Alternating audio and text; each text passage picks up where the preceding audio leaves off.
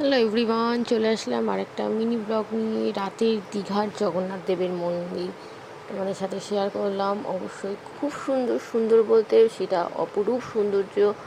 পুরীর মন্দির যেমন আমরা সবাই দেখেছি, দীঘার নতুন জগন্নাথ দেবের মন্দির সত্যি খুব সুন্দর, নিখুঁত খোদাই করা। প্রচণ্ড ভিড় হচ্ছে রাত্রিবেলা, আমরা গেছি।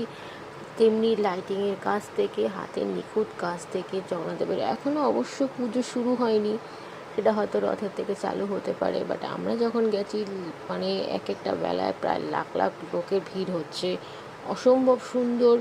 তোমরা কীরকম লাগলো অবশ্যই জানিও। কিন্তু ছোট্ট একটা ইনফরমেশান তোমাদেরকে এর মাধ্যমে দিয়ে রাখি, রাত্রির 8টা পর্যন্ত মন্দির খোলা থাকে পাবলিকের জন্য, এরপরে আস্তে আস্তে মন্দির বন্ধ হয়ে যায়।